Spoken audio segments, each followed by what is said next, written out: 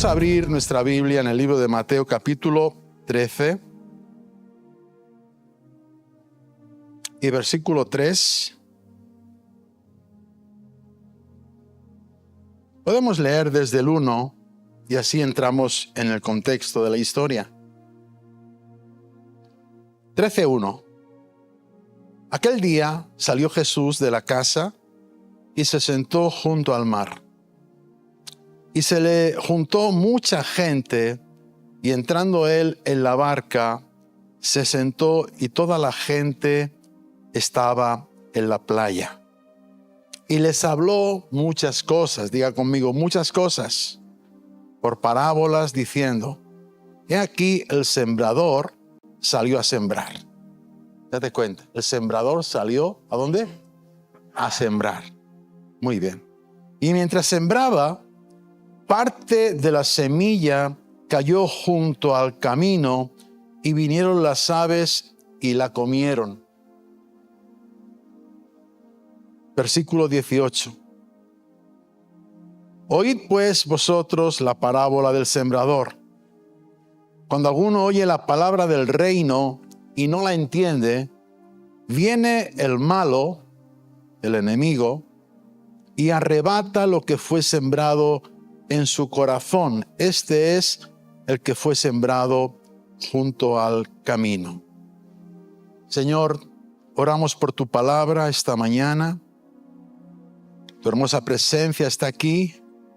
Tu misericordia, tu gracia está aquí, Señor. Ahora, Dios mío, ayúdanos. Danos entendimiento. Háblanos al corazón en el nombre de Jesús. Amén. Puede decirle a la persona que tiene al lado: ahora no me molestes por media hora. Gracias, aleluya. Bueno, venga, va, te voy a dar la razón. Por 40 minutos. Bueno, por 45, bueno, por 50, no, no te creas. Por media hora, va. Por media hora. Hemos hablado en la mañana del cristiano que vence, del cristiano que es más que vencedor. Y hemos hablado en el libro de Romanos, palabras del apóstol Pablo, el cual está pues también enseñando sobre lo que significa ser un más que vencedor, ¿verdad? Y déjame que busco la escritura, que te la voy a leer. Dice: antes en todas estas cosas somos más que vencedores. No dice solamente vencedores, pero dice más que vencedores. Es decir, no solamente vencemos, pero más que vencemos. Dice: ¿por medio de quién? Por medio de aquel que nos amó. ¿Quién es aquel que te amó? Cristo Jesús. Por medio de aquel que nos amó, somos más que vencedores. Luego añade el apóstol Pablo en el versículo 38 de Romanos 8, por lo cual estoy seguro que ni la muerte, ni la vida, ni ángeles, ni principados, ni potestades, ni lo presente, ni lo porvenir, ni lo alto, ni lo profundo, ni ninguna otra cosa creada nos podrá separar del amor de Dios que es en Cristo Jesús, Señor nuestro. Y está hablando de cristianos más que vencedores. Y él dice que antes en todas estas cosas somos más que vencedores. ¿Quién nos separará del amor de Cristo? ¿Verdad? ¿Quién nos separará del amor de Jesús? Y si tú has escuchado esta mañana, y espero que sí, los que están aquí, y si no, pues ahí lo tienes en nuestro canal de YouTube. Ahí tienes la prédica de la mañana para poder continuarla con la que esta tarde estamos compartiendo. Pero decíamos que en la mañana que en el momento en que decidimos en nuestro corazón comprometernos más con el Señor, en el momento en que decimos, este año voy a servirle al Señor con más fuerza. En el momento en que tú decides tomar tu lugar en la obra del Señor, en la obra de Cristo, tu lugar en Cristo Jesús, tu lugar en la visión, es en el momento en que decides tomar tu llamado y decir, voy a cumplir, voy a hacer de mi llamado el propósito de mi vida. Es en ese momento cuando los ataques, cuando la guerra, la lucha espiritual se vuelve más agresiva. Es en ese momento cuando tú puedes sentir que realmente espíritus que quieren quitarte, espíritus que quieren robarte vienen sobre ti. Porque para el enemigo lo más importante es el control de tu voluntad. Para el enemigo lo que a él mal le interesa, decíamos la semana pasada, es que tu voluntad no esté rendida a la voluntad de Dios. El enemigo quiere que tú y yo caminemos en la obra del Señor, sí, si tú quieres, con una Biblia, si tú quieres, teniendo un ministerio, si tú quieres, viniendo a la iglesia y dando tus ofrendas, si tú quieres, pero no en la perfecta voluntad de Dios. Eso es lo que quiere el enemigo.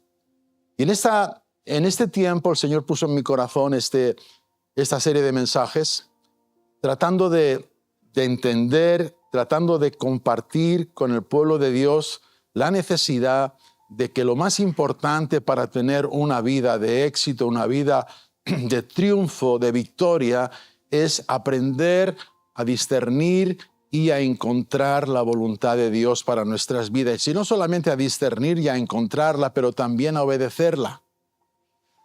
También a obedecerla. No hay ninguna acusación viable que se pueda hacer contra ti. No hay nada que el enemigo te pueda hacer o te pueda señalar o te pueda acusar. ¿Por qué razón? Porque todo eso fue llevado a la cruz. Tu futuro, tus promesas, tu vida de triunfo fue llevada a la cruz del Calvario, y en la cruz del Calvario Cristo pagó por todos esas situaciones que nos hacían desistir, que nos hacían fracasar en la vida. Pero Cristo ganó la batalla para ti y para mí esta mañana. ¿Cuántos dicen amén? Dios ha provisto para ti y para mí y para nuestra justificación esa victoria. Y Cristo está continuamente, en la palabra de Dios nos declara y nos enseña que Cristo está continuamente sentado a la derecha del Padre intercediendo por tu vida. Él está orando por ti al Padre. Él está diciendo, Padre, mira, mis manos, mi costado, mis pies, mi vida, mi corona de espinas. Estoy pidiendo por esos hijos, por esta iglesia, por esta humanidad si me acepta. Entonces, Dios nos da la victoria. Dios nos da la victoria y la lucha se convierte en una oportunidad, decía yo en la mañana, para crecer en el Señor. Una característica principal de un hombre de Dios, de una mujer de Dios, es que tienes una visión clara de Dios. Es que sabes lo que Dios te ha llamado a hacer. Es que entiendes el propósito y comprendes el propósito de Dios para tu vida. Y es importante, y si no lo sabes, y si todavía no lo has podido captar, por la razón que sea, yo te recomiendo, yo te animo para que tú en oración le preguntes al Señor, Señor, ¿para qué me has llamado? ¿Para qué? ¿Qué estoy haciendo aquí en esta tierra? ¿Qué estoy haciendo aquí en este mundo? ¿Cuál es tu propósito para mi vida en este mundo?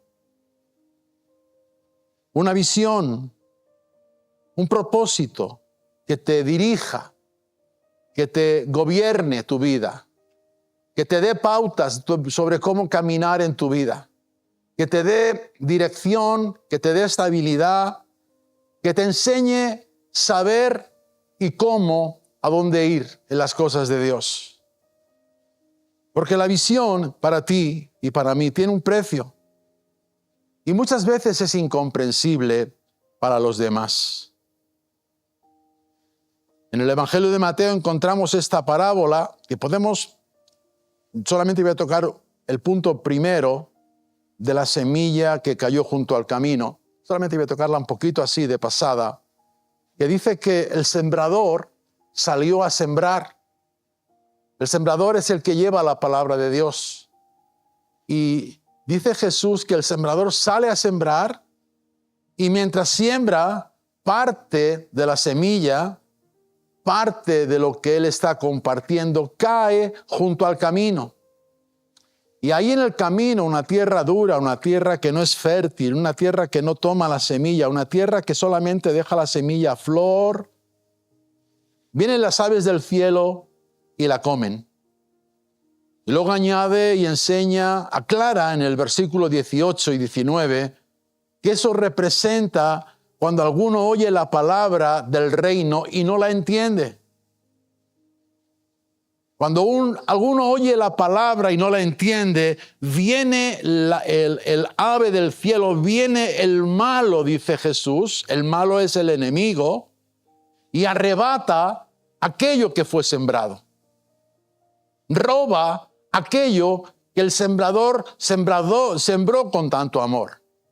Aquello que el sembrador se esmeró en preparar y compartir. Y dice que viene el malo y lo arrebata en su corazón. Este es el que fue sembrado junto al camino. Cuando tenemos una visión de Dios, debemos de esperar oposición espiritual. Cuando tienes un propósito de Dios en tu vida y anhelas y deseas servirlo, anhelas y deseas poner tu vida para un servicio más profundo con el Señor, debes esperar oposición espiritual. Debes esperar que van a venir las aves, que va a venir el malo a arrebatar aquello que fue sembrado. Aquella palabra, aquella semilla que fue sembrada o que se intentó sembrar en tu corazón, el sembrador intentó sembrarla en tu corazón, debes de saber que va a venir oposición. Debes de saber que va a venir las aves del cielo, el malo, dice, y va a arrebatar lo que fue sembrado o lo que cayó en tierra. Y cuando tenemos una visión de Dios, debemos esperar esa oposición. Tienes que vivir con la mentalidad de luchador, de soldado. Tienes que vivir con la mentalidad de un guerrero que sabe que su enemigo está en la puerta esperando. Que su enemigo está en la puerta, nada más salir de la iglesia, ahí está el enemigo esperándote robar tu semilla. Esa semilla que está intentando ser sembrada. Ahora hay fuerzas involucradas en el conflicto. Quiero hablar un poco de la vida perdurable y la vida eterna. Y hay fuerzas involucradas en este conflicto, en esta lucha. Para definir la guerra espiritual, debemos de establecer primero que existen dos reinos. En la lucha espiritual existen dos reinos. Un reino pertenece a Dios. Es el reino de Dios. Es el reino de los hijos de Dios. Es el reino, hermano, de los que viven en el reino de Dios. De los que viven en la presencia de Dios. Pero hay otro reino que es el reino del enemigo, del malo. Ese reino pertenece a Satanás. El Señor lo reprenda en esta hora. La guerra espiritual consiste en ese conflicto. Hay un conflicto, queramos o no queramos. Te decía en los primeros días que ese conflicto existe, quieras o no quieras. Tú desde el momento que recibes a Jesús en tu corazón, en el momento en que tú decides servirlo con todo tu ser, entras en un conflicto, entras en una guerra, quieras o no quieras. Si de verdad has recibido a Jesús, tú vas a entrar en ese conflicto entre esos dos reinos. Y la contienda, la batalla, es por el destino de los hombres, es por el destino de las almas de los hombres. Todo lo que envuelve tu conflicto, si tú razonas, si tú meditas, si tú estás pensando, si tú eres una mujer, un hombre espiritual y meditas, te vas a dar cuenta que la esencia de ese conflicto es la salud, la vida de la iglesia, la salud de la iglesia. Tú puedes tener conflicto con alguien, o con esto, o con aquello, en el trabajo, donde sea. Pero la esencia de ese conflicto es las almas de los hombres. Y el concepto de reino, cuando hablamos de reino, nos sugiere que hay un rey, que hay súbditos, que hay un territorio, amado, que hay un lenguaje, una forma de expresión, y por supuesto hay leyes que rigen en ese reino. Cada uno de los reinos tiene un ejército. El ejército del reino de Dios. ¿Cuántos dicen amén? Y el ejército del reino del enemigo. El ejército del reino de Dios, estos luchan por el destino de las almas contra los ejércitos del reino del enemigo. En el reino de la luz, en el reino de Dios, encontramos en primer lugar a Dios Padre, Hijo, Espíritu Santo, ángeles, arcángeles, querubines, serafines, todo lo que tiene que ver con el mundo espiritual. Y también la iglesia que está en la tierra. ¿Cuántos dicen amén? Tú y yo, que somos iglesia y que estamos en esta tierra, también formamos parte de las fuerzas de Dios, del ejército de Dios. Hombres y mujeres que han sido salvos por la gracia y por la misericordia de Dios, somos parte de ese reino. Y en el reino de las tinieblas encontramos al enemigo, al diablo y a su jerarquía. Pablo dice que son principados, potestades, gobernadores de las tinieblas, huestes espirituales de maldad, tronos, dominios, poderes y señoríos. Pero yo voy a añadir algo más en ese conflicto. En el reino de las tinieblas, además de la jerarquía satánica, también podemos encontrar hombres no regenerados. Hombres y mujeres que no han conocido el reino de Dios, que no han tenido una experiencia con Jesús el Salvador.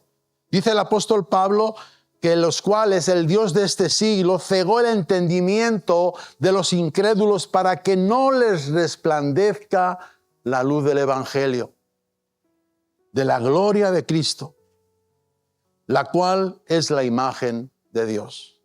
Entonces, entendiendo todo esto, después de poner en orden toda esta jerarquía y la batalla a los personajes que estamos hablando, pasamos a concentrarnos en el objetivo del conflicto. El objetivo del conflicto es la voluntad del hombre, el destino de las almas de los hombres. Puede haber la tentación o puede haber la idea de colocar al hombre en el centro del esquema, pero no sería lo correcto, porque la humanidad no se encuentra en un estado neutral.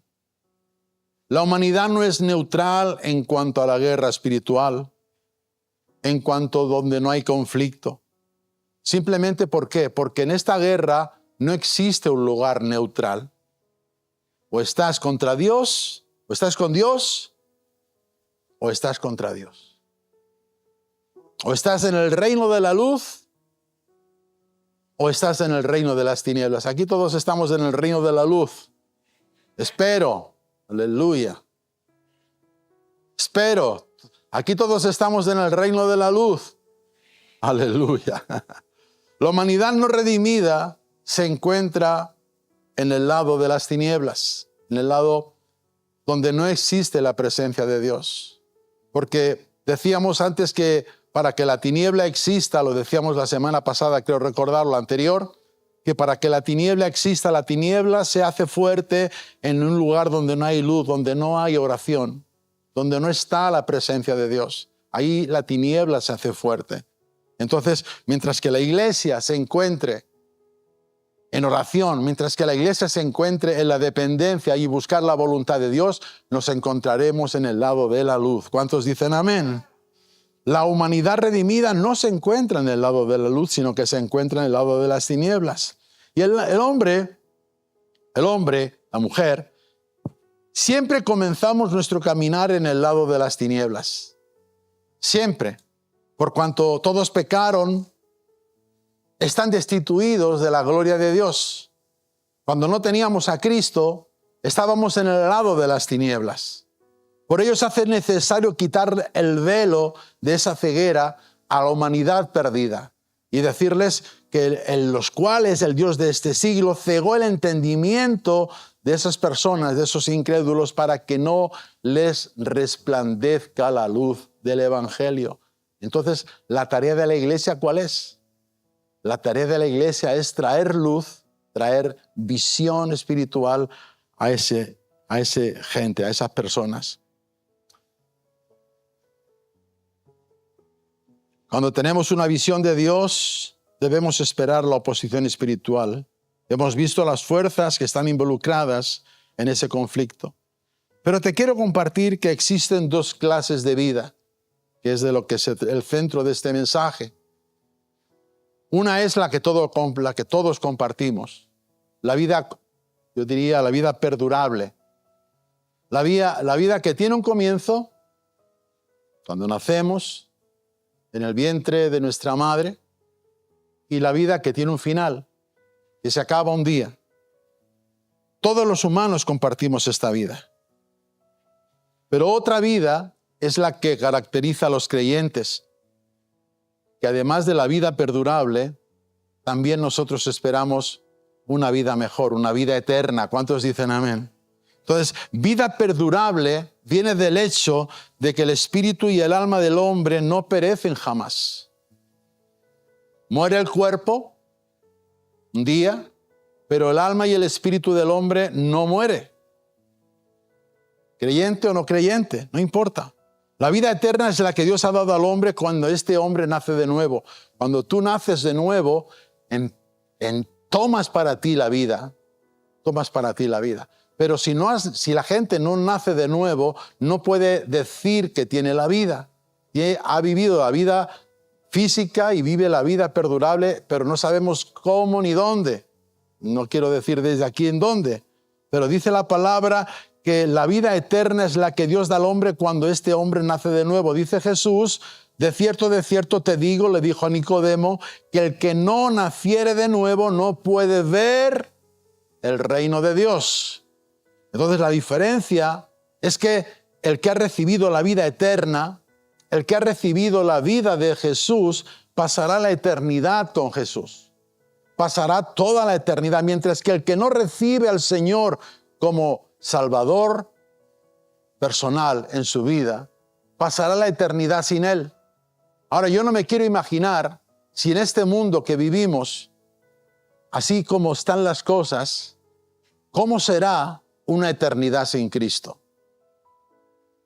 Yo no me lo quiero imaginar. ¿Cómo será esa eternidad de aquellos que se van sin Cristo, de aquellos que mueren sin el Señor? ¿Cómo será? La diferencia es que el que ha recibido la vida eterna pasará la eternidad con Jesús.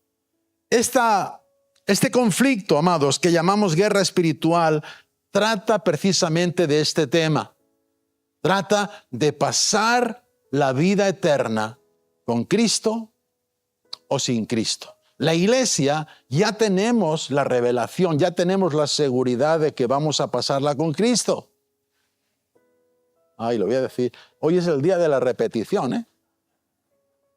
La iglesia tenemos la seguridad de que pasaremos la eternidad con Cristo. Aleluya. Entonces el conflicto de la guerra espiritual de la iglesia consiste en que lo que nosotros tenemos, lo que hemos recibido, la seguridad de saber que vamos a pasar el resto de nuestra eternidad con Cristo, la palabra del Señor nos dice que debemos de compartirla. Que muchos puedan llegar al conocimiento de Dios. Que muchos puedan pasar su eternidad con Cristo. Por eso hacemos el evangelismo, por eso predicamos la palabra, por eso oramos, por eso crecemos, por eso nos preparamos también en el estudio bíblico, para poder prepararnos y para poder compartir con otra gente las buenas nuevas de salvación. Esa semilla que salió el sembrador a sembrar. Esa semilla que tú y yo tenemos, la debemos de compartir también con otros. Entonces, el conflicto que llamamos guerra espiritual trata precisamente de este tema. Los reinos que están en este conflicto contienden, luchan, batallan por el destino del hombre, por el destino de las almas de los hombres. El reino de la luz da la batalla como una manifestación del propósito de Dios. Dice la Biblia que Él quiere que todos los hombres sean salvos y que vengan al conocimiento de la verdad. Eso se encuentra en Timoteo 1, capítulo 2, verso 4. El Señor quiere que todos los hombres se salven. Él quiere que toda la gente se salve y vengan al conocimiento de la verdad. Pero ¿cómo van a conocer la verdad si no se les está predicando? ¿Cómo iremos si no somos enviados? ¿Cómo predicaremos? ¿Cómo haremos la obra? Por eso es necesario que entendamos que el reino de las tinieblas quiere mantener a los hombres esclavos, quiere mantener a los hombres en esclavitud espiritual, quiere mantenerlos en conflictos familiares, en escasez, en pobreza, en muerte. Eso es lo que quiere hacer el reino de las tinieblas, separados de Dios. Sin Dios, sin Cristo en el mundo, sin esperanza. Es por esa razón, amados, que la palabra evangelismo se vuelve tan importante para este tema. El evangelismo, lo que llamamos el evangelismo, es lo que marca la diferencia en una decisión de la humanidad hacia uno u otro reino. Lo que marca la decisión, cuando a ti te predicaron, cuando a ti te hablaron, cuando a ti te compartieron de la fe y del amor en Jesús, tú tuviste que tomar una decisión. Tuviste que tomar una decisión si sí o si no. Pero tuviste que tomar una decisión. Dice Pablo que si nuestro evangelio aún está encubierto entre los que se pierden, está encubierto, en los cuales el Dios de este siglo cegó el entendimiento de los incrédulos. ¿Para qué? Para que no les resplandezca la luz. Por eso cuando tú vas a compartir con alguien, te va a decir, no me interesa. No quiero saber nada. Eso no es cierto. Eso no es verdad. Las excusas que pone la gente. Pero aún dentro de la iglesia puede ser que alguien cierre su corazón a las verdades de Dios. Por eso es tan importante asistir, congregarnos, para que la luz del evangelio, que es la gloria de Cristo, que es la imagen de Dios, resplandezca en cada uno de nosotros y podamos compartir esa luz. Y para que esa luz sea una lámpara ahí donde tú quieras que vayas, donde tú quieras que estés, y puedas compartir con mucha gente, puedas salvar. No tú no vas a salvar, pero la palabra de Dios a través de ti, como un instrumento de poder, va a ser ese instrumento de salvación para la gente. ¿Cuántos me están entendiendo esta mañana? Entonces existen esas dos clases de vida, la vida perdurable y la vida eterna. Porque el enemigo va a tratar de atacar esa visión. La visión de Dios. El diablo ataca la visión de Dios a través de nuestro propio pecado, número 1. Tu pecado va a ser atacado, la visión de Dios va a ser atacada a través del pecado personal. Si yo peco, si yo hago algo mal, si yo desobedezco a Dios, si yo transgiero la ley de Dios, si yo desobedezco la ley del Señor y peco, estoy luchando contra el reino de la luz, a favor del reino de las tinieblas. ¿Cuántos me están entendiendo esta mañana? Entonces, el diablo ataca primero de todo esa visión a través de tu propio pecado.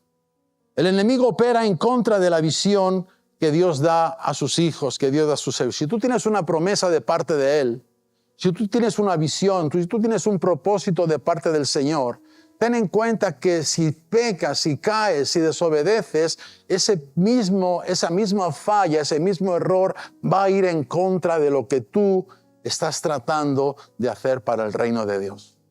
Es decir, a través de tu propia falla, estás quitando de tu vida, estás desechando de tu vida el propósito de Dios para ti. ¿Cuántos están conmigo? Porque el enemigo lo que más desea, hemos dicho y repetimos e insistimos, El enemigo lo que más desea es el control de tu voluntad. Es que tú no obedezcas a Dios. Tú no obedezcas al Señor.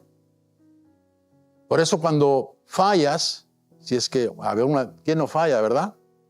Todos fallamos alguna vez, pero tenemos un recurso. ¡Ay! Oh, pastor, es que me porté tan mal el año pasado y ahora no encuentro, no veo la dirección de Dios para mi vida. Te portaste mal el año pasado, ok. ¿Te arrepentiste? No, pastor, todavía no. Es que no puedo. ¿Cómo que no puedes? Arrepiéntete en el nombre de Jesús. Tú te arrepientes de todo tu corazón, de todo tu ser. Cuando tú le dices al Señor, Señor, he fallado. Señor, he faltado a tus propósitos, he faltado a tu palabra. Perdóname. Perdóname, Señor. Me arrepiento. Me arrepiento. Cuando tú lo haces de todo tu corazón a Dios, Él te vuelve a poner en el lugar donde estabas. ¿Cuántos dicen Dios es bueno? Nosotros a veces no perdonamos tan fácilmente. Los humanos somos más rencorosos. ¿Cuántos dicen amén?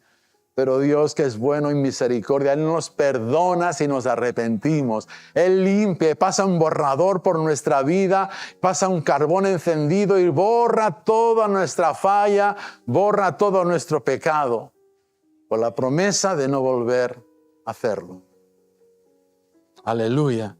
Entonces, lo que más desea el enemigo es eso. Entonces el diablo, el enemigo, el reino de las tinieblas, ataca tu visión, ataca tu propósito a través de tu propio pecado. ¿Qué te parece un creyente con su voluntad rendida al enemigo? ¿Qué te parece un creyente pero que desobedece a Dios y obedece al enemigo? El ejemplo más claro de tentaciones fue Cristo mismo. Él mismo pasó por duras tentaciones y eso lo hemos compartido ya algunas veces. Cuando Jesús fue al desierto para ser tentado, el diablo lo hizo en 3 áreas muy específicas, exactamente, las pasiones, el ego y la voluntad. Juan dice en 1 de Juan 2:16, esto también lo hemos compartido ya. Tengo notas que voy pasando y entonces por eso te digo que ya lo hemos compartido. Pero si tú quieres saber dónde, pues ahí en YouTube, en el canal, puedes encontrarlo. Ahí están todas las prédicas colgadas. Primera de Juan, capítulo 2, verso 16, dice, porque todo lo que hay en el mundo, los deseos de la carne, los deseos de los ojos y la vanagloria de la vida, no proviene del Padre, sino del mundo. Entonces el diablo ataca a través de tu propia debilidad, de tu propio...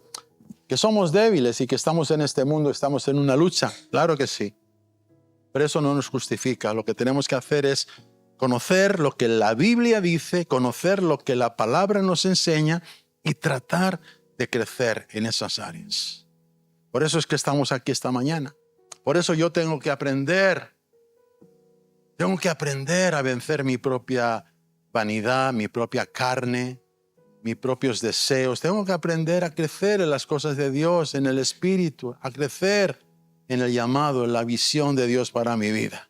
Y tengo que hacerlo no un día, no cuando viene un evento, sino que tengo que hacerlo todos los días mientras viva en este cuerpo. Mientras viva en este cuerpo, tengo que hacerlo todos los días. Entonces, esa es una de las áreas donde el diablo puede atacar tu visión. También, el segundo lugar donde el diablo ataca la visión de tu vida, es a través del pecado de otros. Oh, pastor, ¿qué dices? Pero ha sido él que ha pecado. Sí, pero te ataca a ti. Dice Génesis 37, 19 y 20. La historia de José. Cuando los hermanos de José ven como su padre lo bendice, lo cuida, es como su hijo predilecto, ¿verdad? Todos los hijos son iguales. ¿Cuántos dicen amén los padres? ¿Cuántos aman más a un hijo que a otro? ¿Verdad que no? ¿Verdad que los amas a todos igual? Pero hay hijos el más pequeño, el más cariñoso, el más feo. Y entonces tienes un afecto especial por él, por ellos. Y eso fue lo que le pasó al padre de José. Pero los hermanos, cuando veían cómo su padre lo bendecía, dijeron en esta ocasión: ahí viene el que sueña, ahí viene el soñador. Vamos a hacer una cosa, vamos a reunirnos y lo vamos a matar. Vamos a matarlo. Y ya vamos a echar en una cisterna y le diremos a nuestro padre que algún animal del campo lo ha devorado. ¿Y ahora qué? ¿Qué será de sus sueños? Ya no podrá decirle más a nuestro padre: he soñado, he soñado. Entonces, a través del pecado de los hermanos, a través del pecado de otros, la visión de José fue atacada. La vida de José es un ejemplo claro de este punto que te estoy compartiendo. Sus propios hermanos dejaron entrar al diablo en su corazón. Y quiero que cuando estoy hablando de este tema bíblico, que es una historia, quiero que estés pensando en el Espíritu. Señor, que el pensamiento en el Espíritu venga sobre tu pueblo esta mañana, en el nombre de Jesús. Cuando José fue atacado y pudo perder aquel llamado de Dios por un momento, porque Dios nunca te va a dejar, nunca dejó a José. Pero esos hermanos dejaron entrar al diablo en su corazón y actuaron de forma inhumana. Actuaron contra su hermano, pero también contra la visión de Dios. Y quiero que estés meditando en el Espíritu, porque podemos encontrarnos en ocasiones donde situaciones como esta se deriven o se hagan realidad dentro de nuestras vidas o en las vidas de nuestras iglesias. Podemos ser atacados por nuestro propio pecado, pero también podemos ser atacados por el pecado de otros. No somos atacados en la visión, no somos atacados personalmente, pero es atacada la visión de Dios. ¿Cuántos están conmigo esta mañana? Entonces, lo que te quiero compartir es que a la hora de nosotros actuar, trabajar, meditar, hacer lo que la obra del Señor requiere, tengamos muy presente nuestras intenciones. Nuestras intenciones. Una de las cosas que seremos juzgados cuando venga el Señor y Él haga su juicio sobre las naciones y sobre la iglesia, primero seremos juzgados la iglesia. ¿Cómo vamos a juzgar al mundo si nosotros necesitamos juicio? Pero una de las razones por las cuales seremos juzgados es por nuestras intenciones. ¿Qué intención hemos tenido? ¿Qué intención hemos desarrollado? ¿Cuál era el propósito de lo que hacemos? Si yo estoy aquí predicando esta mañana, ¿cuál es mi intención? ¿Cuál es mi propósito? Si mi intención y mi propósito es egoísta, entonces yo seré juzgado por eso. Si tu intención y tu propósito es para ti mismo, tú vas a ser juzgado por eso. ¿Cuántos están conmigo esta mañana? Están muy serios, muy callados. Dame una sonrisa, Porfidén. Porfidén es que enseña los dientes. Dame una sonrisa esta mañana. Sí, podemos ser juzgados por nuestras intenciones. Por eso es importante que la vida de la iglesia crezca en ese sentido también. Y a través del pecado de otros podemos entender que la visión es atacada, la visión de Dios para nuestra vida. Podemos ser atacados por nuestro propio pecado, pero podemos también ser atacados por el pecado de otros. Por eso, ¿qué intención? Las intenciones cuentan. Cuando tú haces algo, tienes que hacerlo con la intención, espiritualmente hablando, me refiero. Tiene que ser con la intención no egoísta, no personal, no de ganancia personal, no de obtener algo a cambio, sino la intención de siempre ser de bendición a otra vida. Aleluya. Entonces, eso te va a resultar en que el día que estés delante del Padre, Él te diga, ven a mis brazos, mi buen siervo y fiel. Sobre poco fuiste fiel, sobre mucho te pondré. ¡Aleluya! Bendito sea Jesús. Pero además de tu pecado, del pecado de la vida de otras personas, el enemigo también puede atacar tu visión o la visión de Dios por la influencia de poderes demoníacos, por la influencia de poderes espirituales. Es lo que hemos llamado en la guerra espiritual, o lo que Pablo llama en Efesios, una fortaleza. Una fortaleza puede ser de bendición. En el caso de Cristo, Él es la fuente de nuestra fortaleza. ¿Cuántos dicen amén? Él es nuestro fuerte, nuestra fortaleza. Pero el enemigo también levanta fortalezas en nuestro corazón que no permiten que la semilla del Señor, que la palabra del Señor sea sembrada. Una fortaleza es una protección. Puede ser una protección contra el mal, pero también en este caso te quiero hablar sobre la protección o la fortaleza que levantamos contra la palabra del Señor. Cuando el Señor se convierte en nuestra fortaleza, Salmo 18:2, Jehová, roca mía y castillo mío, mi libertador, Dios mío, fortaleza mía, en Él confiaré. ¡Wow!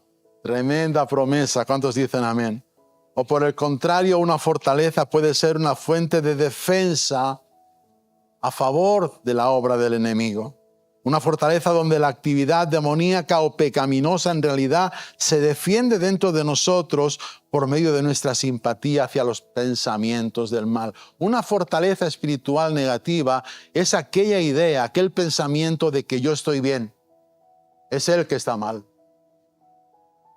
¡Aló! Una fortaleza espiritual que se puede levantar contra tu llamado, contra la visión de Dios sobre tu vida, negativa, es pensar, yo estoy bien, es él, es ella que está mal. Yo estoy bien. Mira, ¿no me ves? Voy a la iglesia. Oh, aleluya. Hago bien a todos. Pero en Hechos vemos, libro de los Hechos, capítulo 12, algunos ataques del enemigo viniendo sobre la iglesia. Dice que en aquel tiempo, 12 versículo 1, el rey Herodes echó mano a algunos de la iglesia para maltratarlos. Y mató a espada a Jacobo, a Santiago, hermano de Juan. Y viendo que esto había agradado a los judíos, procedió a prender también a Pedro. Es decir, lo que hicieron los enemigos de Dios es que tomaron gente para maltratarlos. Pero hubo alguien que murió, Jacobo. Y como aquello había sido de buen gusto para la gente, dice que cogieron y tomaron a Pedro también para hacerle lo mismo. El enemigo se movió al principio de la iglesia haciendo que las autoridades encarcelaran y mataran a los líderes de la iglesia. Pero además de eso, lo que el enemigo pretendía era destruirla, la iglesia. Y si vas un poquito ahí en Hechos 5, en la historia, vas a darte cuenta del engaño dentro de la iglesia. Ananías y Zafira, que ellos vinieron al Señor, a la iglesia, y ofrecieron al Señor una ofrenda, pero era una ofrenda disimulada. ¿Cuántos dicen amén? Entonces, lo que quiero compartir contigo es que esa influencia negativa puede atacar también la visión. No vamos a entrar en la enseñanza, pero ya otro rato trataremos, ya se hace tarde, trataremos de estar en este punto de la enseñanza. Para poder ver cumplida la visión, mientras vienen los músicos, Y si realmente es una visión de Dios, un hombre o una mujer que clama tendrá que confrontar a esos enemigos juntos. Jeremías 33:3 dice: clama a mí y te responderé y te enseñaré cosas grandes y ocultas que tú no conoces. Entonces, cuando tenemos una visión de Dios, debemos de esperar siempre oposición espiritual. Saber que hay fuerzas involucradas en ese conflicto, las fuerzas del reino de la luz contra las fuerzas del reino de las tinieblas. Hay dos clases de vida, la vida perdurable y la vida eterna. Y la visión que el enemigo ataca a través de nuestro propio pecado, a través del pecado de otros o por la influencia de poderes espirituales, demoníacos. ¿Cuántos están conmigo?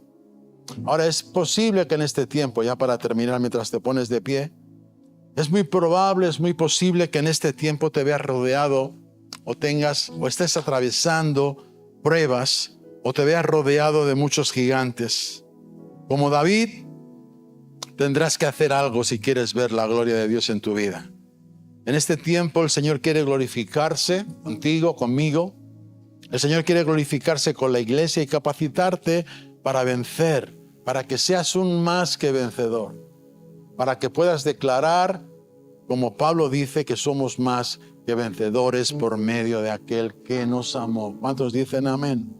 El requisito básico, ¿cuál es? Clamar y buscar a Dios. Ese es el requisito. Dice, clama a mí. Clamar a Dios. Y yo te responderé, es la promesa. Y te enseñaré cosas grandes, cosas ocultas que tú no conoces. Clama a mí. Él quiere escucharte. Él quiere ver tu corazón. El Señor quiere escuchar tus pensamientos en los buenos momentos, pero también en los malos. El Señor quiere conocerte, porque dice que si clamas, yo te responderé. Tal vez tengas dudas o todavía no te ha respondido, pero Dios mismo es el que te lo dice, Él mismo te va a responder. Puede ser que la respuesta tenga una forma diferente a la que tú has pensado. Puede ser que la respuesta se vaya un poco del diseño a la que tú esperabas, pero puedes confiar, puedes saber y puedes entender que es lo mejor para tu vida en este momento. Mucha gente se resiste a la voluntad de Dios porque quiere la respuesta que yo quiero. Quiere la respuesta que yo entiendo. Yo quiero la respuesta esa. Y es la voluntad de Dios. Pero el Señor le dice, no es esa la respuesta para tu vida. Es otra. Dice, clama a mí y yo te responderé. La respuesta puede tener forma diferente. Y te enseñaré cosas grandes y ocultas. Tú tienes sabiduría, tú tienes entendimiento, tú tienes conocimiento, pero es limitado. Es muy limitado. Mientras que nuestro Padre, Él es ilimitado, lo sabe todo, lo conoce todo, lo entiende todo, sabe lo que es mejor para ti ahora, sabe lo que va a ser mejor para ti dentro de un año. Por eso te está preparando hoy. Por eso hoy te está dando las puertas, las salidas que en ocasiones a veces a ti no te gustan. Él conoce la realidad de todo tu ser, de todas tus dimensiones. Por eso actúa como actúa en ocasiones. Tú ves solamente una parte. Tú ves solamente un pedazo de tu vida. Pero el Señor ve toda tu vida. Él ve todo. Ve tu principio, ve tu final. No, ve tu principio, ve tu continuidad. No voy a decir tu final, tu continuidad. Padre, en esta mañana te damos gracias. Gracias por tu palabra, Señor, por tu presencia, todo lo que has obrado. Gracias porque entendemos, Padre amado, que tú tienes propósitos, que tú tienes visión para nosotros, que tienes, Señor amado, nuestra vida planeada, nuestra vida en tus manos. Danos capacidad y entendimiento para entender, para comprender.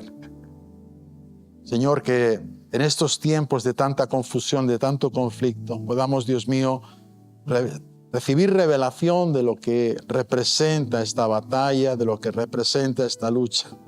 Señor, que en esta serie que estamos compartiendo, amado Padre, tú reveles a tu iglesia, tú traigas sabiduría y revelación sobre la vida de la iglesia y podamos caminar en triunfo, en victoria, podamos ser más que vencedores por medio de aquel que nos amó.